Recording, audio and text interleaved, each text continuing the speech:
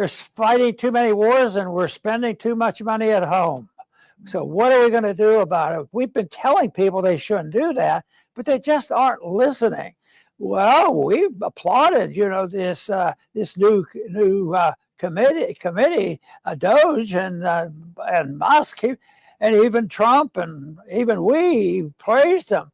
But it doesn't look like it's getting very far. And because the news item that we've discovered today that sort of dampens our enthusiasm is the announcement by the administration. Hegseth says Pentagon will get its first $1 trillion DOD budget.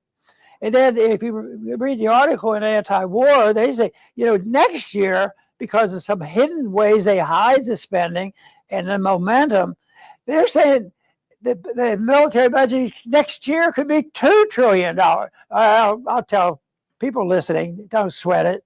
We'll never make it that far. If we're going to spend like that, there may be a conclusion to all this. So it's rather disturbing. And I'm going to check with Chris, see if he's been disturbed by $1 trillion. Maybe he's not going to get upset until it's $2 trillion. How about that, Chris? I don't know. I hope we don't get that far down. But I think you're right, Dr. Paul. I don't know if we would make it to $2 trillion. Yeah, you're 100% correct. We started off hot. The Trump administration, we were excited ourselves. Actual cutting with Doge was happening. Finally, this is something that never happens. But as the weeks go on, we started to notice, this is only like leftist stuff, good stuff that was being cut, but only the Democrats were upset. And anybody who's been around a little while knows that our problem is not simply the Democrats, it's Democrats and Republicans. And the Republicans are not upset. And in fact, Pete Hegseth, as you mentioned, Dr. Paul, thank you, Mr. President, he says, coming soon, the first $1 trillion Department of Defense budget. President Trump is rebuilding our military and fast. And here's the funny part. P.S.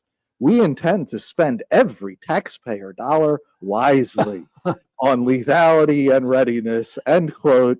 I mean, how stupid does he think Americans are? If the military was efficient, they would cut it 50-75% from what it is now, not increase to $1 trillion. So it is starting to feel like we've been duped.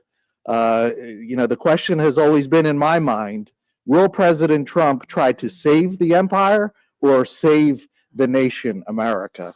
And by all appearances today, it's looking like he's trying to save the empire, which means that it's going to bankrupt the nation.